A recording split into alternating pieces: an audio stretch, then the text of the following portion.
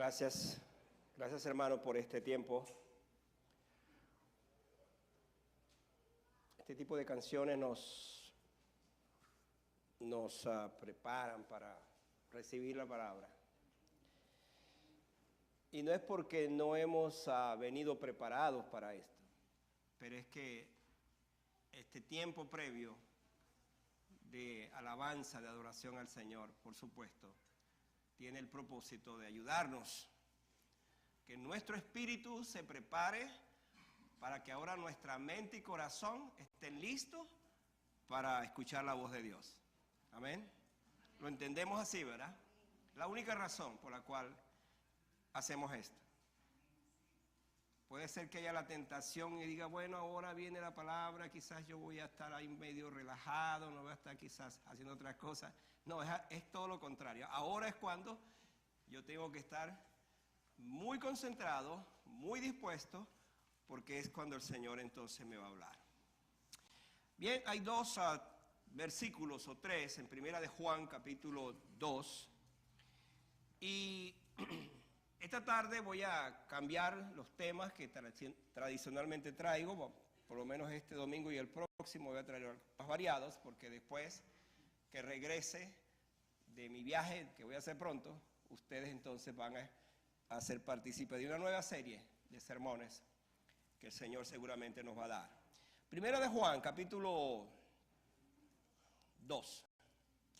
Vamos a leer todos al unísono este pasaje. Son 3 versículos. Y el tema de hoy es el amor que Dios odia. Ese tema parece bastante extraño. Pero ese es el tema.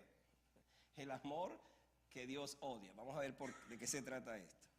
Pónganse de pie, por favor, y disculpen, pero vamos a leer la palabra del Señor. Queremos como que darle la bienvenida. Ella es la invitada a este culto. Es la palabra de Dios. Y por eso la honramos de esta manera, de pie también. Juntos leamos. No améis al mundo, ni las cosas que están en el mundo. Si alguno ama al mundo, el amor del Padre no está en él. Porque todo lo que hay en el mundo, los deseos de la carne, los deseos de los ojos, la vanagloria de la vida, no provienen del Padre, sino del mundo. Y el mundo pasa y sus deseos, pero el que hace la voluntad de Dios permanece para siempre. Me encanta esa frase final que dice, pero el que hace la voluntad de Dios permanece todos los domingos, ¿verdad? No, dice para siempre, para siempre. Y de eso queremos hablar hoy. Así que les invito a que oremos y le digamos al Señor así en nuestros corazones, Padre, estoy listo para oír tu voz. Abro mi corazón porque es el único lugar donde tú ves, oyes, nosotros oímos y vemos lo que tú quieres preparado para nuestras vidas. Es el corazón, el recinto donde tú nos hablas. Queremos prepararnos a esta hora. Queremos que nuestro corazón esté listo para oír tu palabra, para recibir tu palabra. Te damos gracias por estos momentos previos que nos elevan nuestro espíritu, nos preparan para estos momentos tan especiales. Te damos gracias y una vez más te pedimos que esta palabra nos fortalezca, nos nutra, nos hable y nos ayude para seguir adelante en el nombre de Jesús. Amén. Pueden sentarse, muchas gracias, hermano. Ciertamente esta declaración, el amor que Dios odia, pareciera ser una contradicción. Pero aquí tenemos a Dios odiando al mundo. O sea, ¿cómo es esto? Otra vez, el versículo dice, el versículo que estamos usando, no améis al mundo. No améis al mundo, ni las cosas que están en el mundo.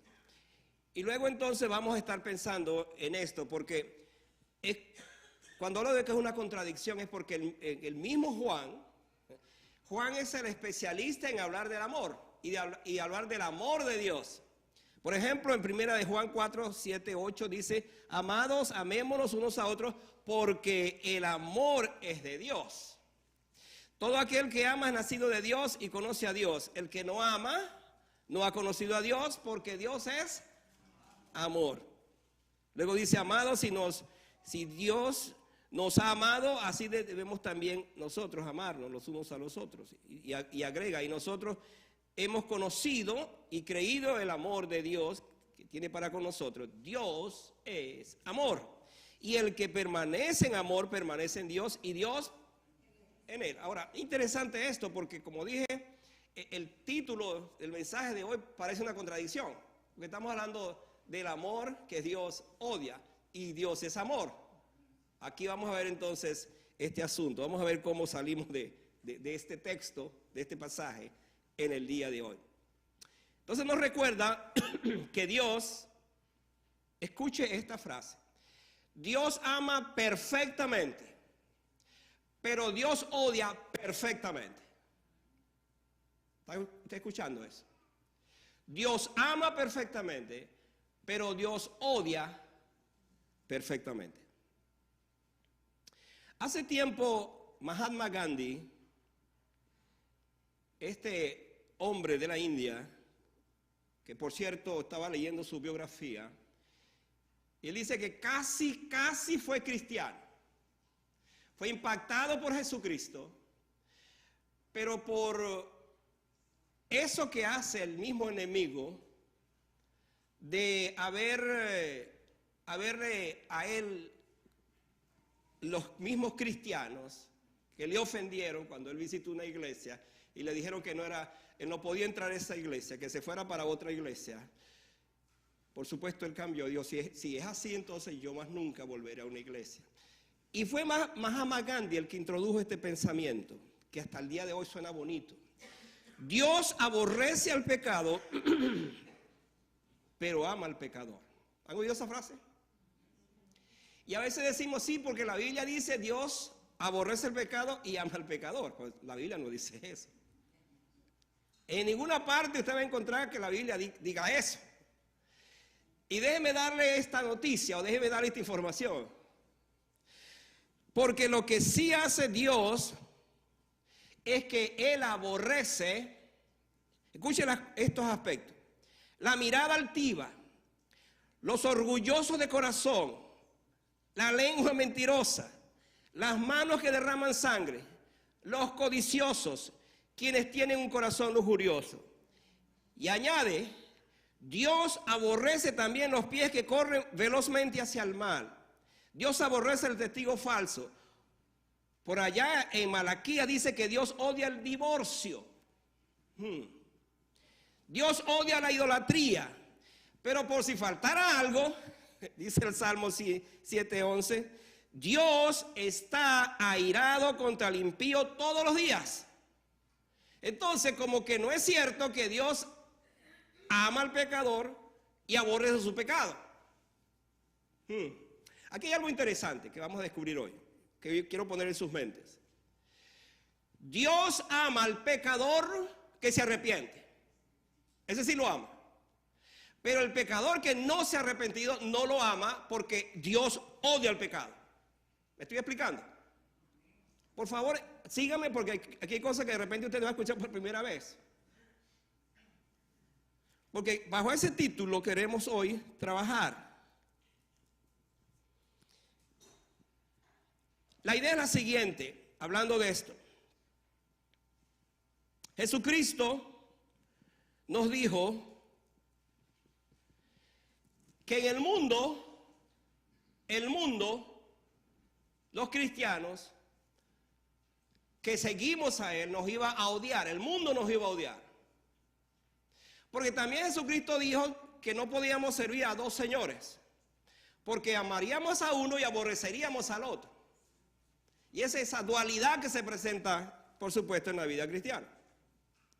Dice que una vez le preguntaron a Dwight L. Moody, le preguntaron esto: Moody, ahora que me he convertido, eso lo dijo un nuevo creyente, ¿tendré que dejar el mundo? El señor Moody le contestó: de ninguna manera. Usted no tiene que dejar al mundo. Pero si su testimonio cristiano es bien claro, poderoso, el mundo lo va a dejar a usted y muy pronto. Entonces aquí la cosa cambia. Dentro de este contexto que estamos hablando, entonces vemos que Jesucristo nos dijo primeramente, no podéis servir a dos señores, porque vamos a amar a uno más que el otro. ¿Cuál es la idea de todo esto? Que nosotros pensemos a la luz de este texto, hasta dónde mi vida como cristiano está tan metida en el mundo que entonces mi amor por Dios como que se va alejando. O al revés, hasta dónde mi vida está tan conectada con Dios que yo me voy alejando del mundo. Usted se va a preguntar, pero pastor, ¿a qué mundo se refiere? Bueno, de eso le voy a hablar. Usted va a estar pendiente de eso seguramente.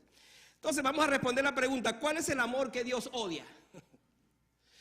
¿Nos está pidiendo Dios odiar todo lo que nos rodea, por ejemplo?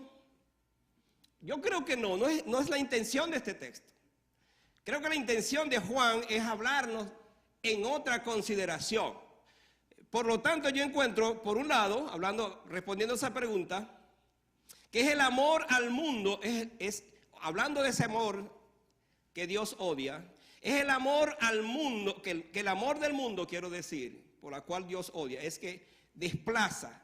El amor al mundo desplaza el amor de Dios. Cuando yo amo al mundo más que a Dios, entonces desplazo a Dios. Mira lo que dice el versículo 15. Otra vez, para que se centren allí en el texto. No améis al mundo, ¿y qué más?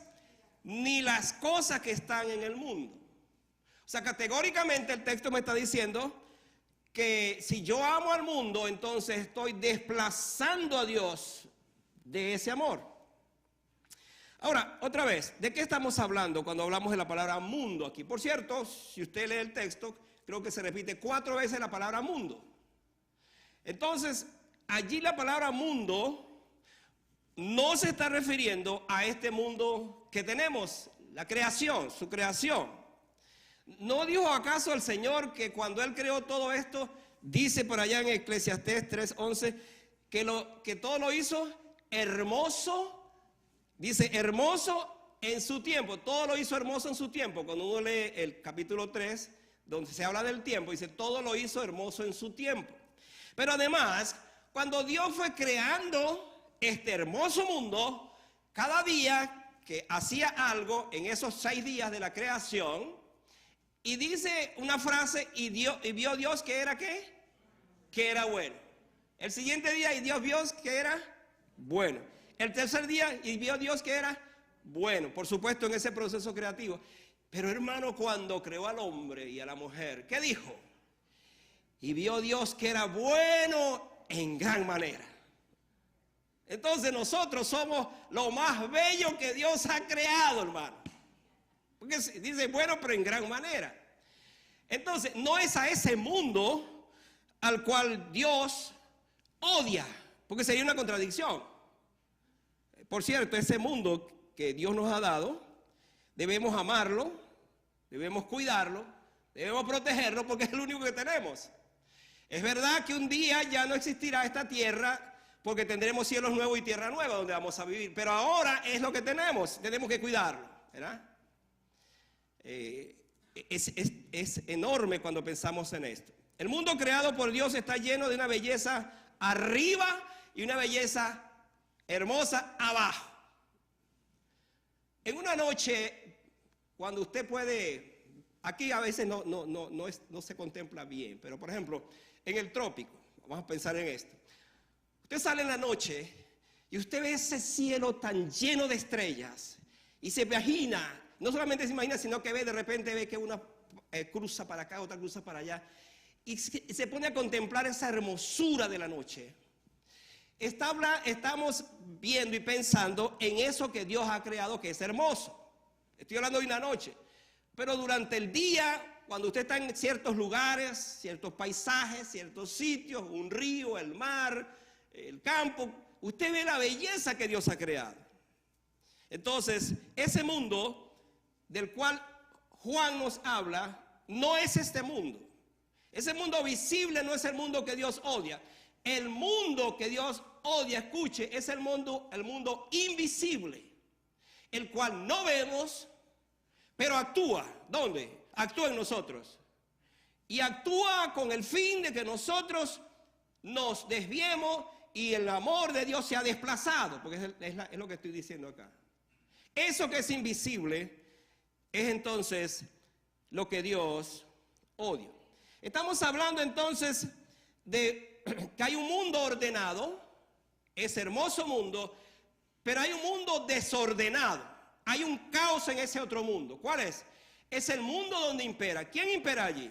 Impera el pecado, impera el mundo como tal, impera, por supuesto, Satanás. Porque déjeme decirle entonces que ese mundo invisible, ese mundo que desplaza a Dios, el príncipe de ese mundo no es Jesucristo, es Satanás. Y dice la Biblia que él es el príncipe ahora de este mundo. No tengo que explicarle y decirle cómo ese príncipe está actuando en esta hora, en este momento, que es el causante de todas las cosas malas que tenemos en la tierra. Entonces, el mundo que odia a Jesús es el mundo de maldad, es el mundo de miseria, es el mundo de corrupción, es el mundo de violencia, es el mundo antediluviano. Ustedes han leído a Génesis capítulos 5 y 6, dice que antes que viniera el diluvio, todos los pensamientos de los hombres era de continuo hacia el mal. Y dice la Biblia que le pesó a Dios haber creado al hombre y decidió entonces destruirlo. Pero entonces, ¿por qué Dios destruyó al mundo de ese entonces? No fue la creación como tal, aunque por supuesto fue destruida, pero quiero decir es por la maldad, por la manera como los hombres vivían en ese mundo dirigido por Satanás como príncipe. Interesante que dice el texto, y las cosas que están en el mundo, no améis al mundo y las cosas que están en el mundo. Entonces uno se pregunta, pero ¿cuáles cosas yo debo amar o no debo amar en el mundo? Bueno, allí vamos a ir trabajando en esto. Las cosas que están en el mundo son una clara referencia al sistema espiritual invisible de maldad, dominado por dos dominios, valga la redundancia, que son poderosos: el pecado y Satanás. Satanás opera en ese mundo invisible como el pecado también. Ese mundo invisible de maldad se le va a presentar al creyente todos los días, y si no se le ha presentado, prepárese porque se le va a presentar con el propósito de desviarlo de su atención del Señor y que usted desplace el amor que le tiene a Dios por el amor al mundo de esa manera. Hermanos, ¿sabían ustedes que Satanás domina el arte del camuflaje y de la vestimenta? Sígame aquí porque es interesante esto que voy a explicar para que entendamos por qué él dice que no amemos al mundo de esa manera. El enemigo sabe que al presentarle al creyente el mejor atractivo para amar al mundo y las cosas que están en el mundo, lo va a hacer caer. ¿Por qué cree usted que la Biblia habla de Satanás como ángel de luz? Yo no sé a quién se le ocurrió la idea de hacer una figura del diablo vestido de negro, con cachos bien grandes y un rabo para atrás. Ese diablo no existe. Es un diablo inventado. El diablo de la Biblia es un ángel, y un ángel de luz. ¿Usted sabe lo que es un ángel de luz? Bueno, hermano, para que tenga una idea de lo que estoy hablando, es un ángel atractivo, hermoso, que se lo va a presentar a usted con la apariencia la más hermosa. Hermano, si Satanás se pareciera así, por supuesto que usted va a salir corriendo y no le va a parar. Pero ¿por qué entonces Satanás, la Biblia dice que se viste de ángel de luz? Porque sus atractivos despertarán en nosotros sus deseos, como es la concupiscencia, los deseos desordenados. Entonces Satanás, en ese sentido, es experto en el camuflaje. Ahora, quiero llevarle a un pasaje para que usted piense un momento. Imagínense lo siguiente. Adán y Eva en el huerto del Edén. Ellos tenían allí de todo, hermanos. Les aseguro que las frutas que no estaban prohibidas eran bellísimas, hermosísimas, muy sabrosas. Y por supuesto, cuando Satanás se presentó en el huerto, él tuvo que presentarle también a Eva y a Adán, y a Eva primero, una fruta que ella no había visto, que era atractiva, que era diferente, apetitosa y que ella podía tomar. Le aseguro que Satanás no le iba a presentar otra fruta que al fin y al cabo no le iba a llamar la atención. ¿Me están entendiendo? Él es especialista en el camuflaje y en presentar un atractivo que te gusta, que te va a gustar. ¿Por qué? Porque ¿cuál es la intención? Que tú caigas. ¿Cuál es la intención? Que tú desplaces a Dios de tu corazón. Entonces hay cosas en el mundo que serán más atractivas. Escuche esto. Te vas a encontrar en el mundo cosas más atractivas que las que consigues en la iglesia. Vienes a la iglesia, pero aquí no hay nada que ver. ¿Qué vemos en la iglesia? Pero dice, en el mundo. Y te va a presentar entonces todas aquellas cosas que van a comenzar a despertar tus deseos. A despertar eso que está en tu corazón. Entonces, en la medida que él va haciendo eso, te presenta opciones. Y tú vas entonces, si tú no estás bien agarrado al Señor, estás en esa comunión con el Señor, vas desplazando y desplazando y desplazando al Señor. Mira lo que dice el mismo versículo 15. Otra vez, sigan conmigo. Dice, no améis al mundo ni las cosas que están en el mundo. Si alguno ama al mundo, ¿qué pasa? Escúchelo bien. Si alguno ama al mundo, el amor del Padre no está en él. Bueno, ahora la cosa se complica. Aún más todavía. Porque no solamente me dice que no ame al mundo, pero es que si yo amo al mundo, entonces el amor del Padre no está en mi corazón. ¿Cómo entendemos esto? La declaración de este texto no da lugar a términos medios. No hay otro color entre blanco y negro en el asunto de amar a Dios. No hay un gris, por ejemplo. O es blanco o es negro. No se puede amar a Dios y al mundo a la vez. En este caso, si tú eres un cristiano genuino, cuya vida está pegada a la palabra y a las cosas del Señor, tú tendrás por Dios cada vez más un amor profundo. Y lo otro se aplica entonces en una rebelión de aquel que no ha conocido a Dios, que es una rebelión constante, porque está alejado de Dios, no conoce a Dios. Pero es interesante que el texto no está hablando al inconverso, está hablando a un cristiano. Si yo amo al mundo más que a Dios, y entonces estoy desplazando el amor de Dios en mi corazón, el amor del Padre entonces se va a alejar de mí. Y entonces aquí viene una complicación muy grande. Imagínense por un momento esto. Imagínense que usted no tiene el amor de un padre, no tiene el amor de una madre, no tiene el amor de los hermanos, no tiene un amor familiar. Seguramente usted se va a sentir desprotegido completamente. Y si esto es triste, entonces imagínense por un momento no tener el amor de Dios, el Padre. Como que Dios se salió, Dios se fue. Parecido a aquellos casos, por ejemplo, como Sansón, me estoy acordando de este caso, que dice que tenía el Espíritu Santo de Dios. Y el Espíritu Santo era el que le daba el poder para hacer lo que hacía con sus fuerzas. Pero dice que una vez que él se desvió, se apartó, incurrió en toda su falta que conocemos, dice que el Espíritu Santo se salió de él.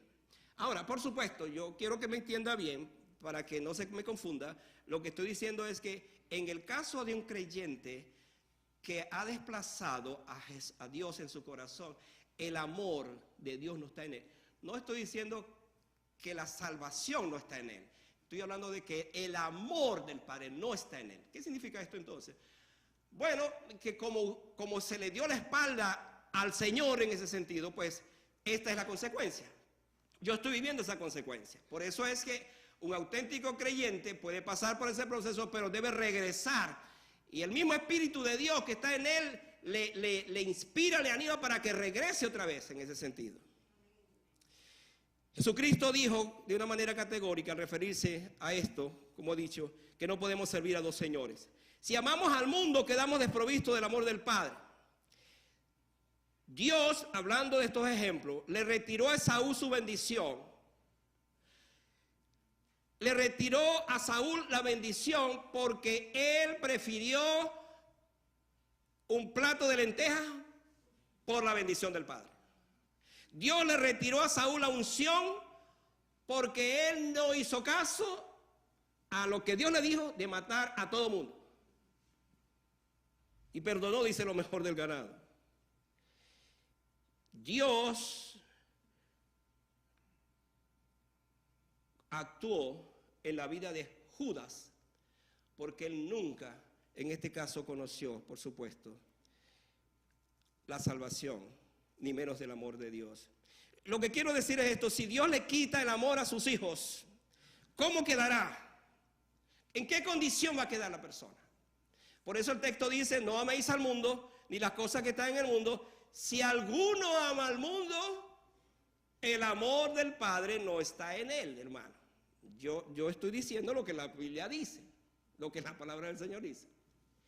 Otro pensamiento es que el amor al mundo, ahora viene la cosa mucho más interesante de esto. El amar al mundo o el amor al mundo activa los malos deseos que están internos en mi corazón.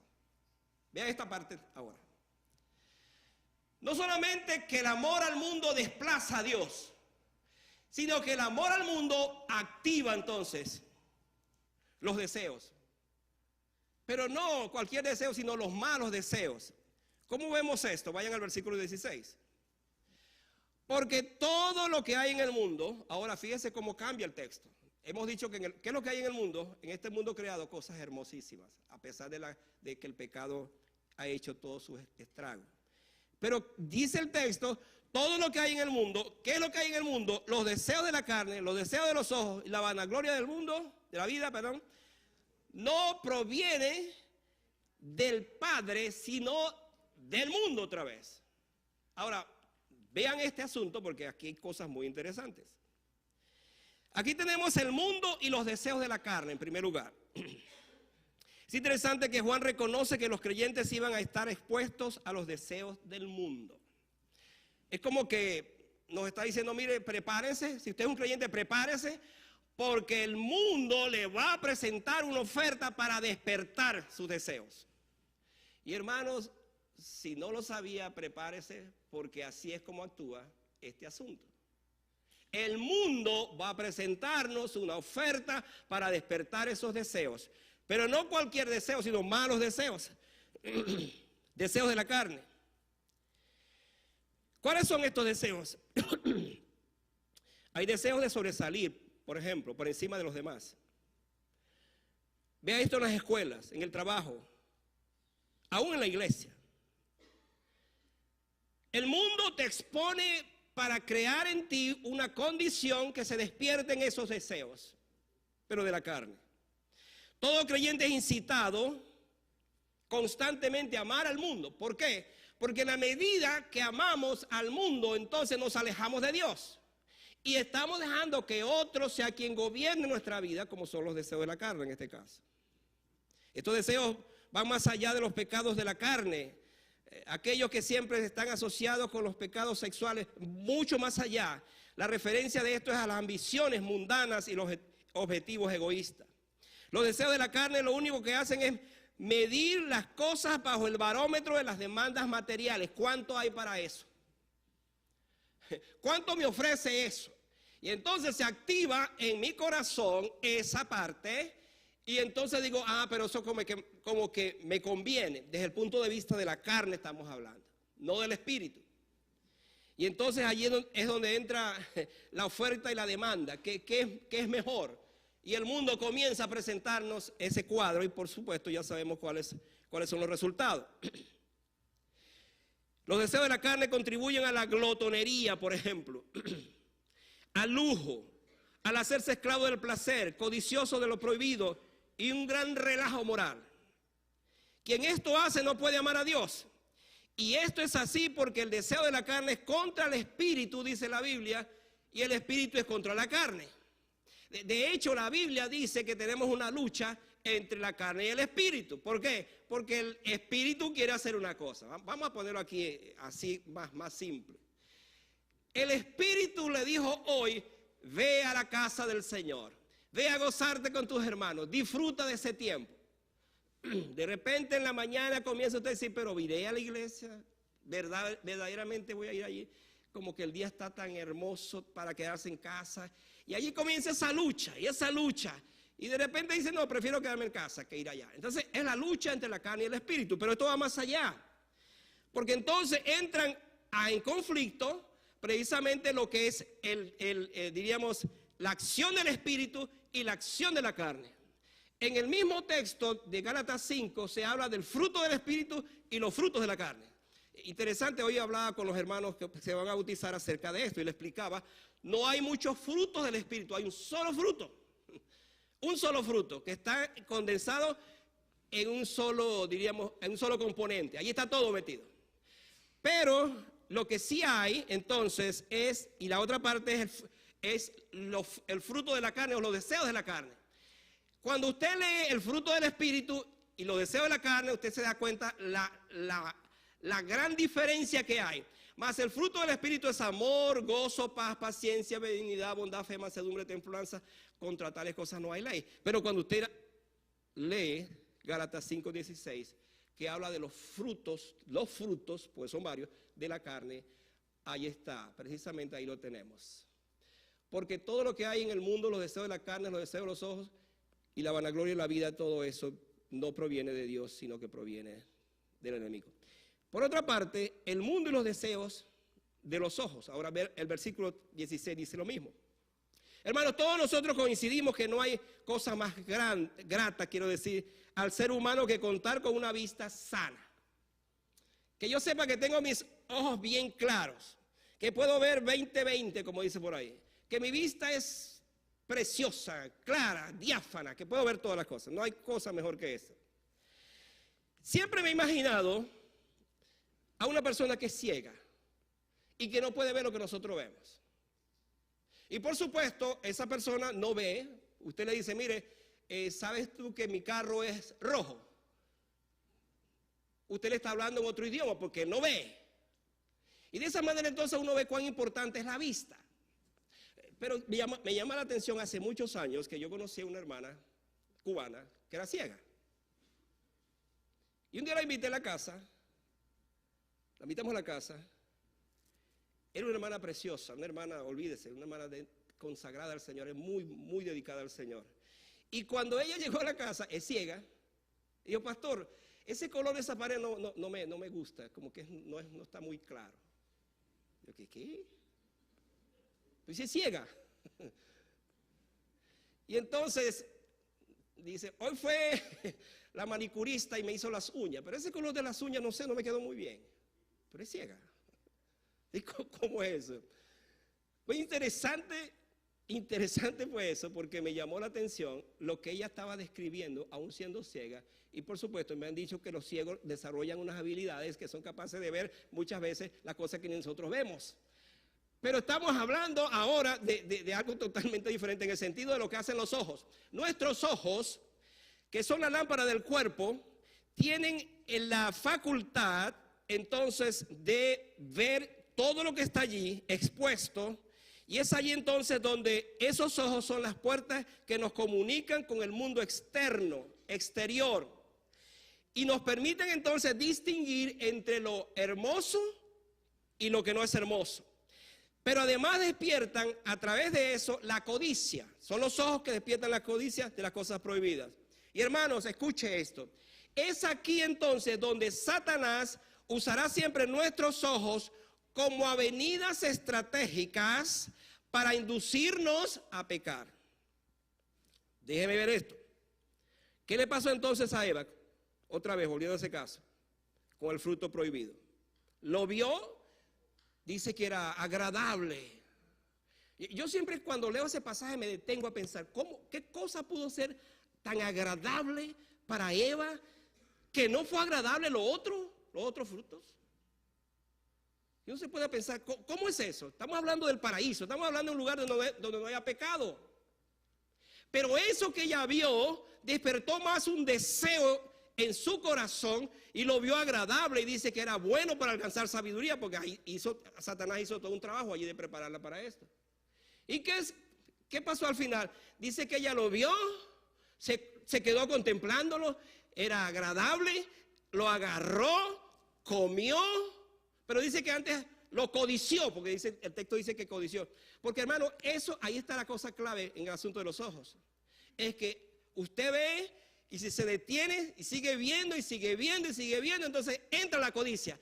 Y el resultado es que entonces allí el próximo paso es tomar el fruto prohibido, comer y vienen las consecuencias. Mire lo que le pasó a Acán. Acán vio un lingote de oro y un manto babilónico. Lo codició, lo agarró. Mire lo que incluso hizo Satanás con Jesús, o quiso hacer Satanás con Jesús. Le enseñó todos los reinos, le dijo, mira estos reinos, mira esta belleza, todo eso te lo voy a dar si postrado me adorares. Sabemos lo que pasó. El mundo pasa, dice el versículo 16, y aquí vamos también a ver lo que habla de la vanagloria. Hay una gloria que es hermosa, mis amados hermanos, espiritual y eterna. Estamos hablando de la gloria de Dios. El creyente nació para esa gloria y debe proclamar esa gloria, pero el texto dice que hay una vanagloria. Y esa vanagloria forma parte precisamente de lo que estamos aquí considerando, que es precisamente este aspecto de estos deseos que se activan. Otro deseo o mal deseo que se activa es la vanagloria. ¿De qué estamos hablando? Estamos hablando de una gloria personal, aquella donde hay hombres casados con el mundo que disfrutan de esa gloria. La vanagloria es todo aquello que apela a la jactancia, arrogancia, orgullo y soberbia. Vea esto, por ejemplo, los logros personales. Vea esto en la belleza física. Vea cómo este mundo cada vez más explora nuevas cosas para esa gloria vana, perecedera. Aquellos que les gusta su abolengo, tesoros terrenales, todo esto entonces es lo que busca mucha gente en esa gloria vana. La única gloria para amar es la gloria de Dios. Cuando amamos la gloria de Dios nos alejamos de la vanagloria. Ese sería el contraste de esto. Cuando amamos a Dios y no al mundo, nos postramos en adoración y en humillación ante la gloria exacta, la gloria real, que es la gloria de Dios. Ahora, el creyente entonces debe examinar, ¿cuál es la gloria que yo tengo? ¿Es la gloria de este mundo? ¿Es la gloria de las cosas pasajeras? ¿O es la gloria del Señor? Cuidemos nuestro corazón para que no se incube ninguna gloria propia, sustituyendo la real gloria de Dios. No permitamos que ninguna gloria del mundo nos aleje del amor del Padre. Pablo nos recuerda que fuimos creados para exaltar su gloria. Fuimos creados para la gloria de Dios. Déjeme darle esta información, si no la sabía, pero sépala. Dios nos creó para su gloria. Escuche esto. Puso a Adán y Eva en el huerto de Edén para su gloria. Pero ellos pecaron y hasta el día de hoy nosotros vivimos bajo esa condición, bajo esa naturaleza. Pero en el plan original de Dios es que nosotros fuimos creados para su gloria. ¿Qué significa esto? Que cuando Cristo vino al mundo, murió en la cruz por nuestros pecados, entonces Él vino para recuperar esa gloria que se perdió en el huerto del Edén. Cuando nosotros conocemos a Cristo como nuestro Salvador, comenzamos a disfrutar de la gloria de Dios. Y esa gloria de Dios va a llegar a su totalidad y a su fin cuando estemos en su presencia. Mientras tanto, Dios está trabajando en nuestros corazones para que la gloria, su gloria, sea la que entonces se manifieste en nuestras vidas, en todo lo que hacemos. Y para que nosotros nos alejemos de la vanagloria, de esa gloria que nos edifica. Finalmente, quiero decir esto. Hablando de ese amor, es el amor al mundo enfrenta la voluntad de Dios. Cuando yo amo más al mundo, me enfrento con la voluntad de Dios. ¿Qué significa eso? Miren el versículo 17. Y el mundo, otra vez, el mundo pasa y sus deseos. ¿Cuáles deseos? Ayúdenme para que recordarlo. Los deseos del mundo, de la carne, de los ojos, de la vanagloria. Todos esos deseos. Esos deseos pasan, dice la Biblia. Y hermano, gloria a Dios porque pasan. Y queremos que pasen y ojalá pase pronto. Porque hermano, ¿qué problema con esto? Con estos deseos de la carne. ¿Por qué dice el texto?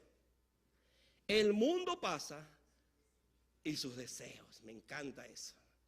Qué bueno que la Biblia, hermano, no es un libro de pesimismo, sino un libro de optimismo, un libro que siempre va hacia adelante. Por supuesto, nos desnuda, nos confronta, nos habla.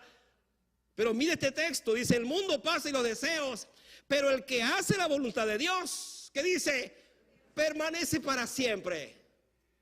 Gloria a Dios por eso. Porque entonces este texto nos está enseñando esta verdad. ¿Cuál es la verdad? Bueno, no podía ser de otra manera. El mundo y sus deseos no son para siempre. Y ninguna de estas cosas proceden del Padre. No puede proceder de Dios lo que Él mismo aborrece. ¿Cuál es el título del mensaje? El amor que Dios odia o aborrece.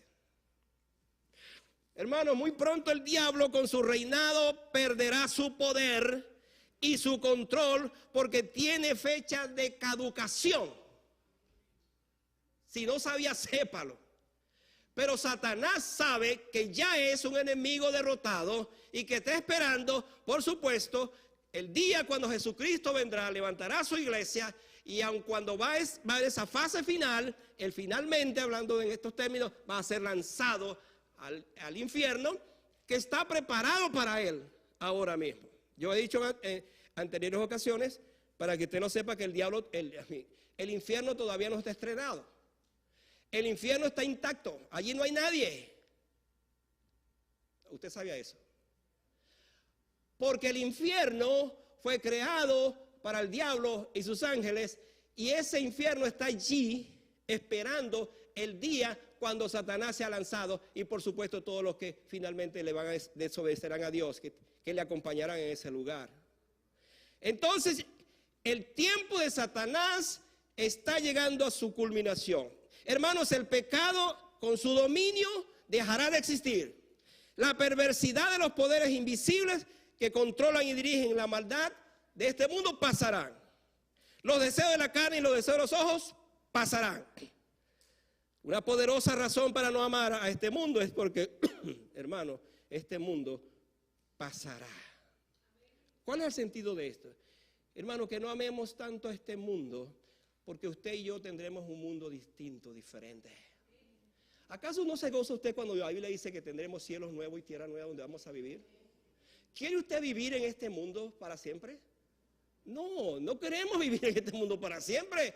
Por todas las cosas que sabemos, las cosas donde nos movemos. Es un mundo corrompido. Lo que queremos es que este mundo en todo caso desaparezca. ¿Para qué? Para que venga ese mundo nuevo, donde iremos a vivir con Él para siempre.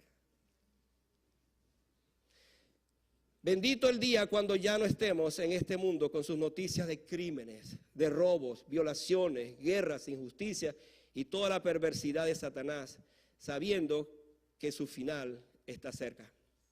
Esta verdad bíblica ha sido descrita por Pablo. Mira lo que dice Pablo. Romanos 8, 21, 22. La creación misma será libertada de la esclavitud, de corrupción. Aleluya, dice, a la libertad gloriosa de los hijos de Dios. Porque sabemos que toda la creación gime a una, y a una está con dolores de parto hasta ahora, pero pronto esa tierra que gime va a ser una tierra que va entonces a pasar por el fuego, los elementos ardiendo pasarán por ella, y entonces tendremos una tierra nueva, purificada, donde todos viviremos para siempre. El mundo y sus deseos otra vez pasarán. ¿Por qué? Porque son temporales, pero todo lo de Dios, incluyendo su amor, permanece para siempre. Y aquí entra entonces el texto, esta parte final. La voluntad de Dios permanece para siempre. Deme unos minutos más para explicar esto, porque aquí yo veo como el corazón de todo lo que he venido explicando esta tarde. La voluntad del hombre siempre será variable y está sujeta a los cambios de ánimo, sentimientos, circunstancias cada día, y por eso no permanece.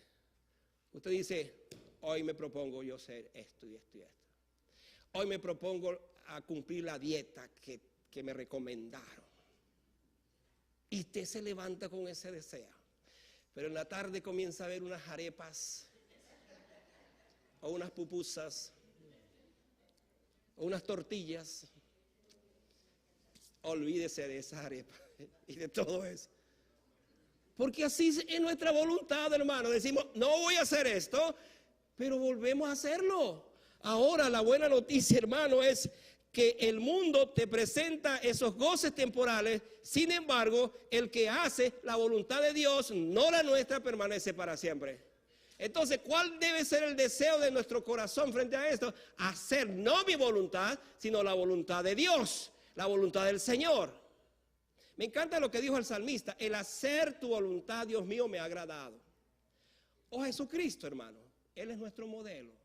¿Cuántas veces le pidió Jesucristo al Padre que pasara aquel momento, aquella copa amarga? 3 veces.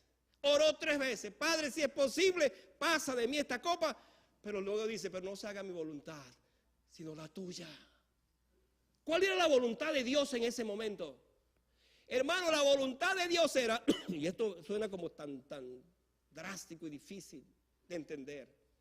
La voluntad de Dios era que su hijo muriera. Porque si su hijo no moría, entonces nosotros estuviéramos aún más perdidos. Porque no tuviéramos garantía de alguien que murió por nuestros pecados. Y Cristo dijo, está bien, Dios, no sea hecha mi voluntad sino la tuya. Usted sabía que hay 2 oraciones que Dios no escuchó de su hijo. ¿Sabía de eso? Hay 2 oraciones. Una fue en el Getsemaní, o 3 veces, perdón. Oró 3 veces. Dios, por supuesto que le escuchó, pero no respondió. ¿Sabe cuál fue la otra? Cuando estaba en la cruz y dijo, Dios mío, ¿por qué me has desamparado? Dios tampoco respondió a esa oración. ¿Sabe por qué? Porque la voluntad de Dios es que Él muriera allí en la cruz por nuestros pecados. Entonces, cuando uno ve todo esto, tenemos nuestra voluntad, tenemos la voluntad del Padre. La voluntad del Padre es que permanece para siempre. Entonces, ¿qué hacemos ante esto? La voluntad de Dios no cambia, mis amados hermanos. Tiene que ver con su carácter santo, su determinación de cumplir todo lo que ha dicho en su palabra, visto en sus promesas. Todos los reinos y gobiernos de este mundo pasarán, los malos y los buenos. Y qué buena noticia es eso, porque yo sé que muchos gobiernos van a pasar y muy pronto. Amén, hermanos. Todo lo que tenemos ahora y todo lo que somos aún pasará. Déjame decir que pasará. Todo va a pasar. Usted todos los días se está poniendo más viejo, ¿o no es así? ¿Por qué a algunos hombres se les está cayendo el pelo? Al pastor no se le cae, ¿no? Porque estamos en ese proceso. ¿Por qué comienzan a salir las arrugas después de cierto tiempo? Porque eso no va a cambiar, o sea, eso va a seguir. Todo eso tiene que pasar. Y un día moriremos porque tenemos que morir. Entonces todo tiene que pasar, pero la Biblia dice que el que hace la voluntad de Dios permanece para siempre. Fíjense lo interesante de esto. Todo va a pasar, pero si yo hago la voluntad de Dios, voy a permanecer aun cuando muera, porque después de muerte es cuando voy a vivir. Entonces nos preguntamos ahora, para ir terminando, ¿qué preferimos? ¿Amar al mundo o hacer la voluntad de Dios? Inclinémonos por esa otra, hacer la voluntad de Dios. Porque el que hace la voluntad de Dios, ¿qué pasa? Permanece para siempre. Déjeme terminar con esta ilustración, que es muy bíblica, y que le pasó a nuestro Señor Jesucristo. Jesucristo duró 40 días y 40 noches en el desierto. Dice que fue llevado por el Espíritu Santo. Y escuche esto, para ser tentado por el diablo. Cuando ya llegó esos últimos días, dice que él tuvo hambre. ¿Y sabe qué sucedió allí? Comenzó a activarse, porque Jesús era humano, el deseo de la carne. ¿Cuál era el deseo de la carne? Comer. ¿Qué usó Satanás? Usó eso para decirle, mira, si tú eres Dios, di a esas piedras que están ahí que se conviertan en pan y te satisfaces. ¿Podía hacer Jesús eso? Por supuesto, porque Él es Dios, Él podía hacer eso. Pero ¿cómo le respondió Jesús al diablo? No solo de pan vivirá el hombre, sino de toda palabra que sale de la boca de Dios. Ahora, ¿somos nosotros capaces de decir en esos momentos cuando se despierta ese deseo hacer eso? La otra tentación vino cuando dice, mira, si como tú eres Dios, como tú dices que tú eres Dios, lánzate, lo llevó al pináculo de un templo, lánzate. Porque la Biblia dice que a sus ángeles mandará y te recogerán. Allí estaban otros deseos y otros que comenzaron a activarse también. Y era el deseo de la carne. ¿Sabe por qué? Porque en medio de todo, Satanás quería ver hasta dónde, en efecto, él creía esa palabra, estaba consciente de esa palabra. ¿Qué le dijo Jesús? No tentarás al Señor, tu Dios. Y por último lo llevó entonces a un lugar y le mostró todos los reinos del mundo. Aquí entra la vanagloria de la vida, ese pecado. Y le mostró todo el mundo, le dijo, todo esto te daré. Fíjese lo que es Satanás. Eso que le pertenece a Dios, dice, todo esto te daré, porque así actuó Satanás. Si postrado, me adorares. ¿Qué le dijo Jesús? Escrito está, al Señor tu Dios adorarás y a Él solo servirás. Así es como se combate, hermanos, esta parte que he hablado de lo que hay en el mundo. ¿Qué es lo que hay en el mundo? Los deseos de los ojos, los deseos de la carne y la vanagloria de la vida. Jesucristo los venció. ¿Qué nos pide a nosotros? Que hagamos lo mismo también. Amén y amén. Que Dios nos ayude para que frente a esta naturaleza rebelde que anhela eso, que desea eso, pero que se revela, digo, Señor, si tú lo hiciste, ayúdame a hacerlo también. Yo quiero vivir para ti. Estemos de pie para que oremos al Señor. Nuestro amor a Jesucristo, escuche esta frase final. Nuestro amor a Jesucristo debe llevarnos a aborrecer lo que Dios aborrece. Mi amor a Cristo debe llevarme a aborrecer lo que Él aborrece. Usted tiene que tratar de preguntarse entonces, ¿cuál es o cómo es mi amor que yo tengo para con mi Dios? ¿Amo más al mundo, las cosas que están en el mundo, o amo más a mi Señor y el mundo de mi Señor? El mundo de mi Señor, ¿sabe cuál es, hermano? Hermoso, alegre, bello. Esto no es sino las pinceladas, esta creación es las pinceladas de lo que viene, de lo que nos espera. Ese es el mundo del Señor. El mundo invisible del pecado y de Satanás es un mundo que nos destruye. Entonces, aborrezcamos ese mundo por amar al Señor. Oremos. Señor, en esta tarde hemos traído esta palabra con el único anhelo, propósito en nuestro corazón, que nos confronte, nos alimente, nos exhorte, nos anime, nos levante.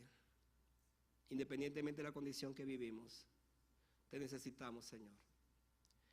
Necesitamos que podamos entender lo que significa aborrecer al mundo, a ese mundo que tú aborreces, a ese mundo que tú odias. Pero necesitamos entender que mi amor por ti debe ser más grande y debe sustituir entonces el amor que yo tengo por el mundo. Perdóname, Señor, si en este momento yo siento que mi amor por el mundo ha desplazado mi amor hacia ti. Y ayúdame a ser la clase de cristiano que me levante para amarte en todas las cosas. Gracias por esta tarde y gracias por este tiempo. En el nombre de Jesús. Amén. Quédense de pie, hermano.